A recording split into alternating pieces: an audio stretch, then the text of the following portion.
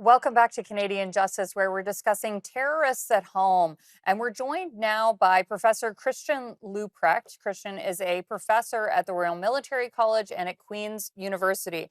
Now, Christian, in the last segment, we were discussing the case of a father and son duo arrested in Canada. And that case involves allegedly we imported terrorism.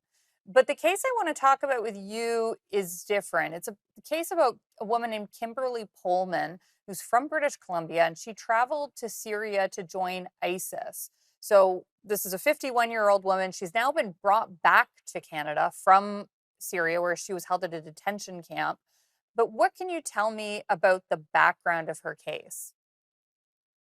Well, so this is generally so what is sometimes known as ISIS brides is a whole sort of separate, interesting area about what motivates people to travel in general abroad, to travel to join extremist organizations with which they sympathize, and then ostensibly very much miscalculating on what they get themselves into.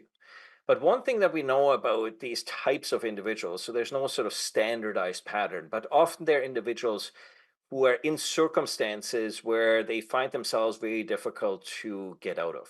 And so this is sort of a way for them to, so we know this for a number, for instance, of younger women in Europe who come from often very extremely conservative families, who see sort of not much hope or future sort of for themselves. And so this is sort of an escape valve.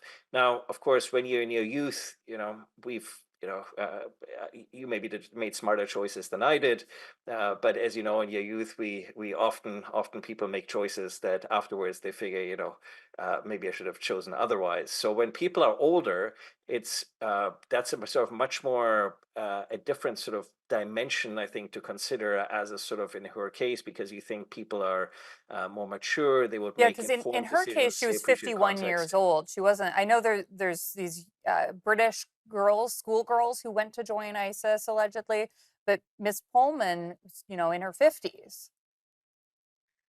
Um, so just like Jenny, with so people who sympathize with violent extremism come do so for any host of reasons. And so it's always difficult to guess sort of what ultimately attracts them. But certainly, I think her case is an outlier given her particular age and her particular context, also in a sort of fairly, in a Western sort of progressive, advanced sort of democratic context.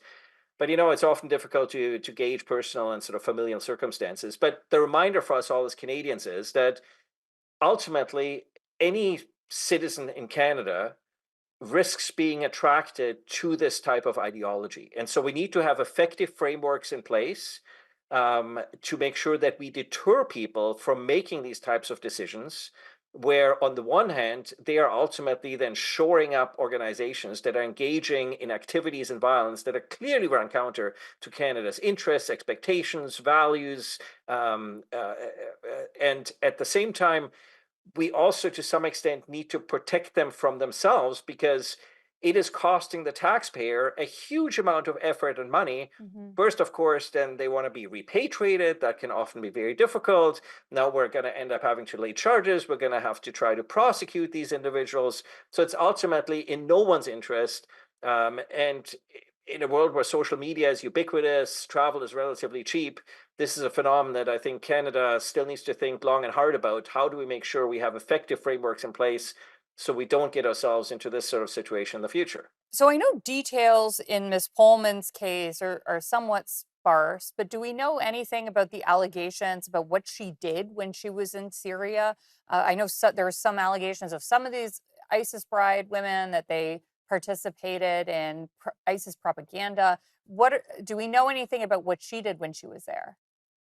Well, we need to see like what the indictment actually says. So what we think we might know can often differ considerably from the indictments. We also see this with the two individuals who were just charged that you had referred to in the Toronto case, because ultimately the charges that are being laid are laid either because there's a reasonable grounds to believe that you can prosecute and win, or because there's a clear public interest based on the activities sort of engaged, and that the Crown feels it has enough evidence. And these extraterritorial prosecutions or prosecutions for extraterritorial offenses can be extremely complex and difficult for the Crown Mhm. to win.